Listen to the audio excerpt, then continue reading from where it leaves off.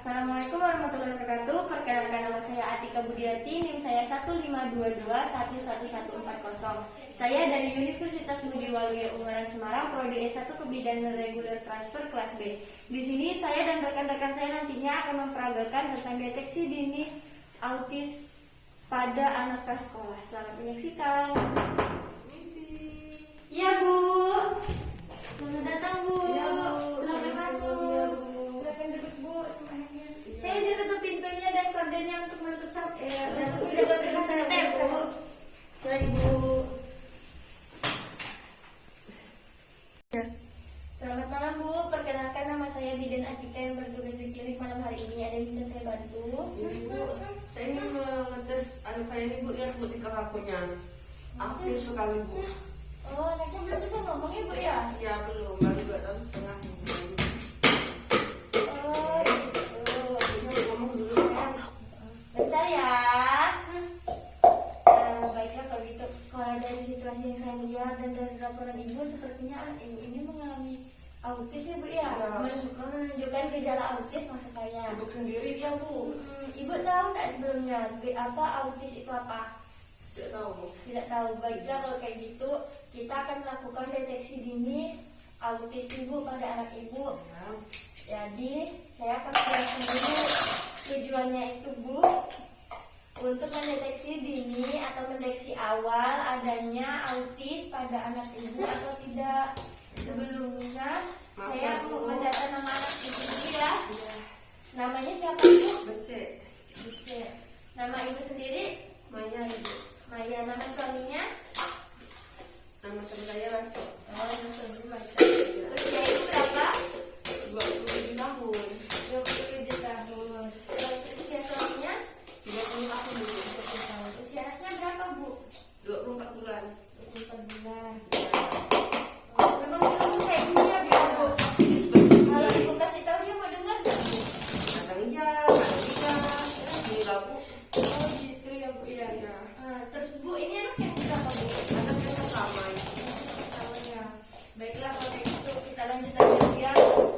Jadi deteksi dini autis itu berguna untuk mendeteksi dini adanya autis pada anak usia 18 bulan sampai 36 bulan. Nah, itu masuk ya, Bu ya. Terus untuk jadwal deteksi dini autis itu sendiri, Bu, dilakukan atas indikasi atau bila adanya keluhan dari ibu atau fungsinya atau adanya kecurigaan dari tenaga kesehatan seperti kader, BKB, petugas padu, pengelola TPA, dan juga guru TK-nya. Keluhannya itu bisa berupa keterlambatan bicara, gangguan komunikasi atau interaksi sosial dia, sama perilaku yang berulang-ulang. Nah, ini anak ibu udah bisa ngomong belum, Bu? Belum, Bu. Sesekali saja. Sekali aja. Jadi kalau dia minta sesuatu dia Paling gimana? enggak kayak misal minta mau nunjuk gitu, Bu. Oh, ditunjuk-tunjuk gitu Iya. ya. Oh, iya. Nah, saya jelaskan ya, Bu ya. Nah, sedangkan sarana atau alat sendiri yang diperlukan untuk melakukan deteksi dini itu berupa formulir pertanyaan atau biasanya disebut CHAT. CHAT itu singkatan dari Checklist for Autism in Toddlers. Nah, CHAT ini terdiri dari 2 jenis pertanyaan, Bu. Yang pertama itu ada 9 pertanyaan yang nanti Ibu sendiri yang akan menjawabnya. Silahkan Ibu jawab pertanyaan itu tidak ragu-ragu atau menjawab dengan pasti ya, Bu ya. Nanti pertanyaannya akan saya ajukan secara berurutan dan satu persatu. Kemudian ada juga 5 perintah dari saya untuk anak Ibu nantinya untuk melaksanakan tugas seperti yang nanti ada tertulis di formulir pertanyaan itu atau di chat itu ya, Bu ya. Nah, nanti cara melakukannya itu yang saya menanyakan kan, Bu, nanti saya yang pertama itu saya akan mengajukan pertanyaan dengan lambat dan jelas kepada Ibu serta nyaring secara satu persatu dan sesuai dengan perilaku yang tertulis pada chat kepada Ibu. Lalu nanti saya juga akan melakukan pengamatan sendiri atas kemampuan anak sesuai dengan tugas pada chat jenis pertanyaan kedua tadi ya, Bu ya. Lalu terakhir nanti akan saya catat hasil jawaban dari Ibu dan juga hasil pengamatan saya, kemudian saya simpulkan. Nah, nanti hasil pengamatan itu ada Ibu perlu menjawab sesuai kemampuan anak itu ya atau tidak. Nanti akan saya teliti kembali apakah semua pertanyaannya sudah dijawab ya Bu ya? Ibu. Jaya juga akan melaporkan interpretasi hasil deteksi dini autis pada anak sekolah, yaitu anak ibu akan dikatakan resiko tinggi mengalami autis bila terdapat jawaban tidak pada pertanyaan A5, A7, B2, B3, dan B4. Sedangkan anak ibu akan dikatakan resiko rendah menderita autis bila jawaban tidaknya itu ada di pertanyaan A7 dan B4 saja. Dan anak ibu juga akan dikatakan berkemungkinan mengalami gangguan perkembangan lain bila jawabannya tidak itu berjumlah 3 atau lebih untuk pertanyaan dari A1, A2, A3, A4, A8, dan A9, B1, dan B5. Nah, sedangkan anak ibu akan dikatakan dalam batas normal bila tidak termasuk dalam kategori 1, 2, dan 3 seperti disebutkan tadi ya.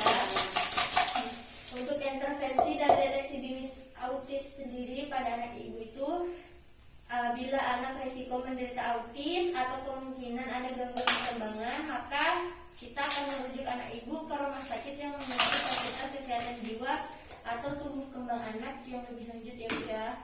Baiklah Bu, apakah ibu sudah paham?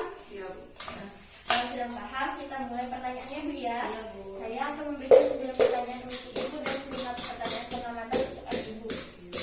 Baiklah Bu, pertanyaan yang pertama untuk ibu, apakah anak ibu ini senang diayun-ayun atau diguncang-guncang naik turun di paha ibu? Senang ya Bu. Oh, senang ya. Iya. Iya. Lalu yang kedua, apakah anak ibu tertarik memperhatikan anak lain? Iya Bu. Lalu yang ketiga, apakah anak suka memanjat-manjat seperti memanjat tangga? Ya suka Bu, di rumah tuh suka main gitu ya. Lalu apakah anak ibu suka bermain cilukba atau petak umpet? Suka. Suka ya. Lalu yang kelima, apakah anak pernah bermain seolah-olah membuat secangkir teh menggunakan mainan berbentuk cangkir dan teko? Iya Bu. Dengan Iya. masakan? Iya. Oh iya, iya. Iya. Lalu apakah anak pernah menunjuk atau meminta sesuatu dengan menunjukkan jarinya? Ya, dia kalau Dia kita meminta sesuatu ditunjuk iya. ya. Baik. Lalu yang pertanyaan ketujuh, apakah anak ibu pernah menggunakan jari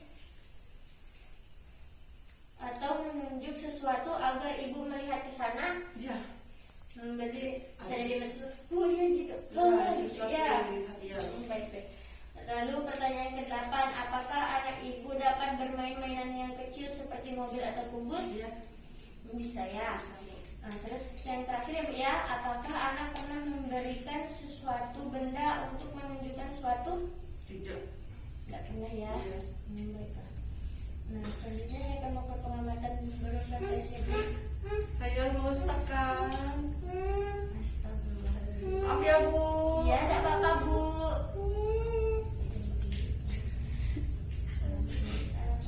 Dede, bisa lihat ibu enggak? Ayah betul. Bidanya betul tuh. Dede, kenapa? Enggak apa-apa. Coba tengok ibu bentar. Saya nggak Nggak mau mau. ya. Dede, lihat tuh. Tuh ada helm tuh di sana tuh. Oh, tahu ya. Suka nggak pakai helm?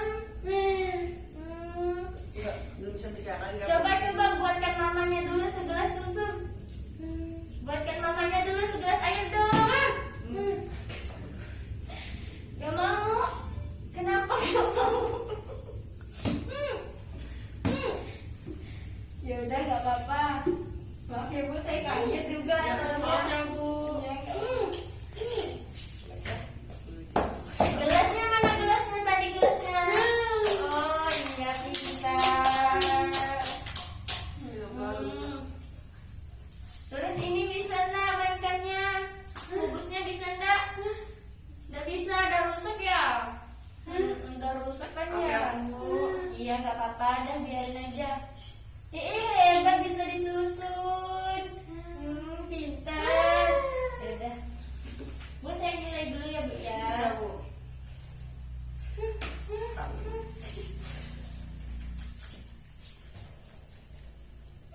Apa sayang? Apa sayang? Baiklah Bu, berdasarkan dari hasil jawaban Ibu dan berdasarkan dari hasil pengamatan saya, di sini saya bisa dapat menyimpulkan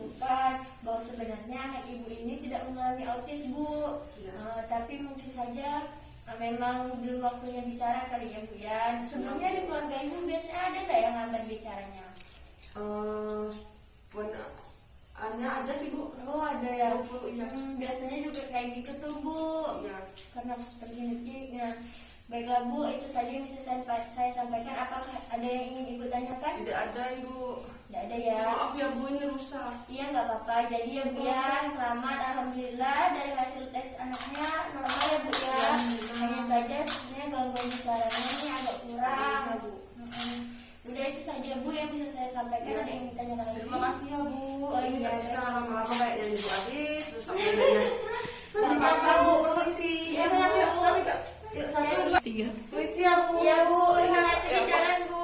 Iya Bu. Setelah memberikan konseling kepada pasien, jangan lupa untuk melakukan pendokumentasian. Sekian dan terima kasih.